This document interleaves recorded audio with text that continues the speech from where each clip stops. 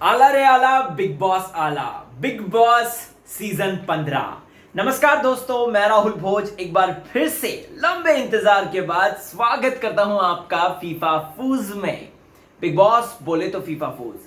हालांकि हम लोगों की मुलाकात जो है बिग बॉस के ओटीटी वर्जन पे भी हुई थी, अगर आप लोग फॉलो कर रहे होंगे तो। लेकिन अब तो मामला ही कुछ और है। टीवी पर आ गया है दोस्तों वो सबसे ज्यादा बहुचर्चित शो, कंट्रोवर्शियल शो, जहां पर एक से एक तगड़ा मसाला मिलता है, एक से एक तगड़ी चटपटी हॉट गॉसिप मिलती है। और इस बार के कंटेंडर, उफ, मुझे तो ऐसा लग गया गर्मी में सर्दी का एहसास, या फिर कह सकते हैं सर्दी में गर्मी का एहसास।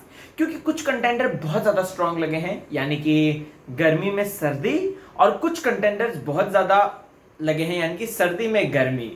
आइए आपको बताता हूं एक एक करके। और प्लस किनको मैं थोड़ा सा देखना चाहता हूं ज्यादा से ज्यादा। मैं इतनी जल्दी जज नहीं करूंगा, राइट?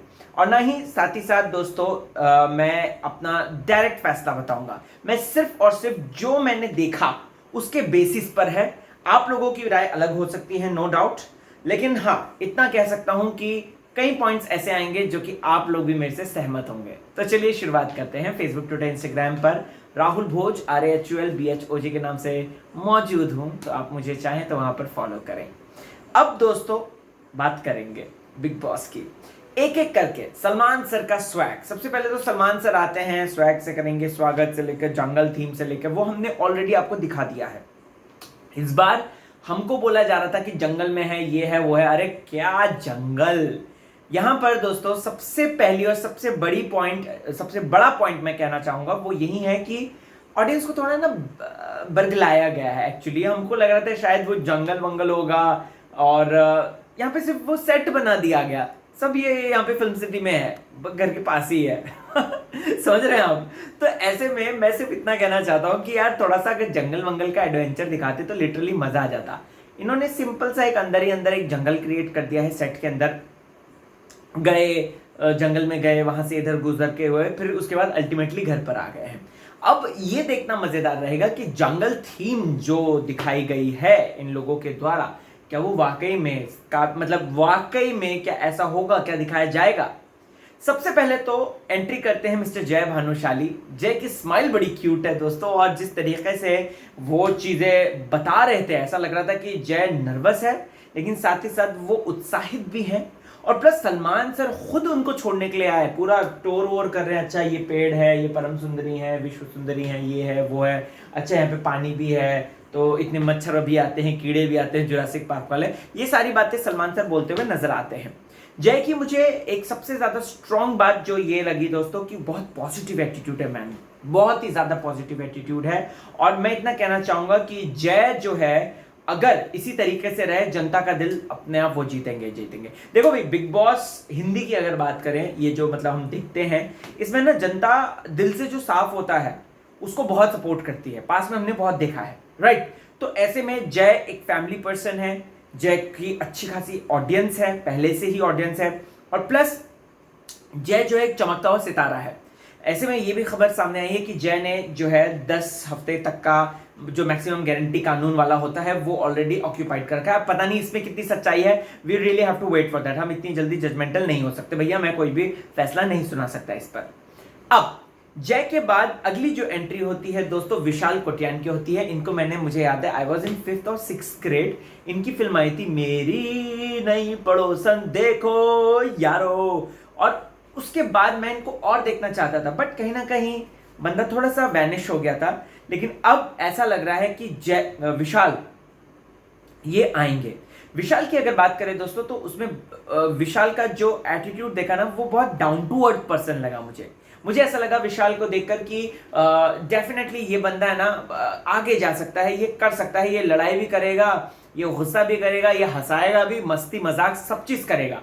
जिस तरीके से तेजू की खिंचाई कर रहे थे, खिंचाई नहीं, वो थोड़ा सा ऐसी वर्बल कॉन्वर्सेशन और उस दौरान जो हो रहा था वो मुझे अच्छा लग रहा था। वो हंसी मजाक, वो इतना चमकीला इस तरीके से वो जो मूव बना रहे थे, वो अच्छा लगा। ओवर एंड ऑल इस बार के बिग बॉस में थोड़ी सी जान नजर आ रही है हल्की हल्की, लेकिन वो आगे जब सीजन बढ़ेगा तभी पता चलेगा, क्योंकि बहुत बार ऐसा हुआ है कि सीजन के कंटेंडर्स तो स्ट्रांग आए हैं लेकिन फिर बाद में फुस हो जाते हैं। ओके, फिर उसके बाद आती है भैया तेजस्वी। जी हाँ, तेजस्वी प्रकाश की क्यूट सी सुनहरी सी एंट्री, और मुझे ऐसा लगा ना तेजस्वी ने मुझे अपना बना लिया।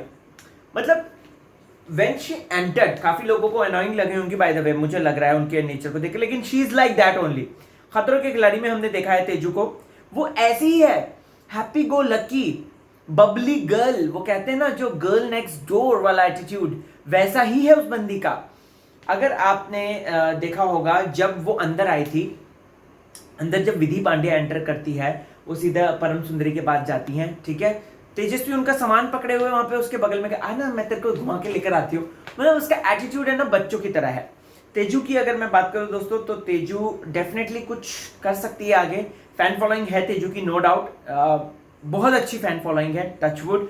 बट मुझे ना उसका वही वो जो रियल एटीट्यूड है, मुझे वो देखना है, और मैं जानना चाहता हूँ कि क्या वाकई में तेजू इस तरीके से हंसी मजाक बबली करने वाली लड़की है, या फिर तेजू तेज छुरी है। ये देखना मजेदार रहेगा। ओके, अगली जो एंट्री विधि पांड्या की आती है स्टेज पे। मुझे विधि पांड्या सलमान सर के साथ जब बातचीत कर रही थी अच्छी लगी, जब सलमान सर ने बोला कि सपोज कर लो तुम मेरी बहन हो, ऐसा कभी हो ही नहीं सकता, बेकार है। मतलब जो उसने बोला ना, मुझे ऐसा लग रहा है कि वो लड़की जो है दम तो है, बंदी में दम है विधि पांड्या में, और विधि कुछ ना कुछ अच्छा तो करेगी, इतना मुझे यकीन है।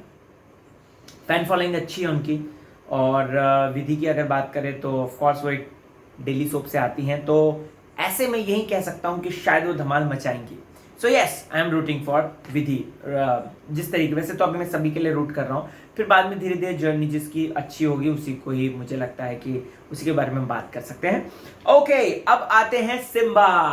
सिम्बा का मैंने उनसे जब इंटरेक्शन किया था दोस्तों, तो सिम्बा का मुझे एक पॉइंट अच्छा लगा था ना, वो है ना बाहर से ऐसे मस्कुलर है, लेकिन अंदर से बात करने में ना वो एक बच्चा है। अगर आप उसको नोटिस करोगे ना, मुझे सिम्बा के लिए बस इतना कहना है कि सिम्बा संभल के रहना, कॉज घर में आपको मैनिपुलेट करने वाले बहुत से लोग मिलेंगे।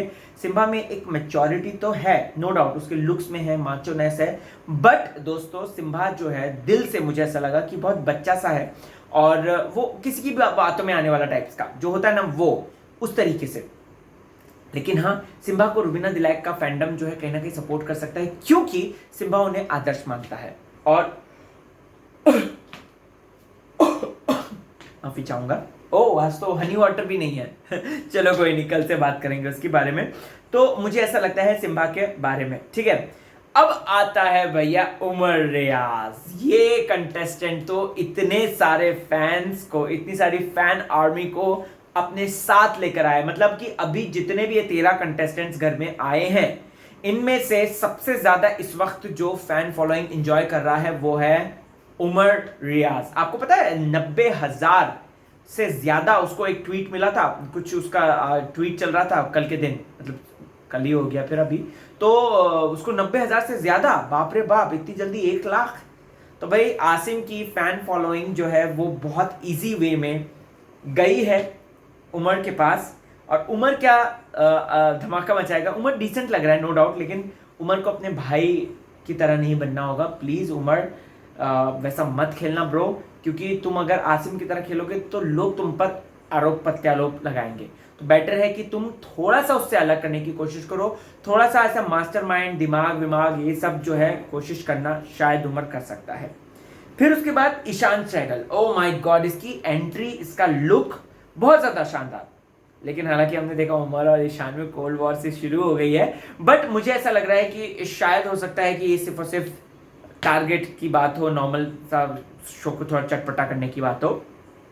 ईशान की एंट्री भी अच्छी लगी, स्ट्रांग है बंदा, और फिजिकली तो स्ट्रांग लग रहा है। देखो टास्क में कितना अच्छा कर पाता है, और मेंटली किस तरीके से बिग बॉस के घर को झेलेगा वो देखना मजेदार रहेगा।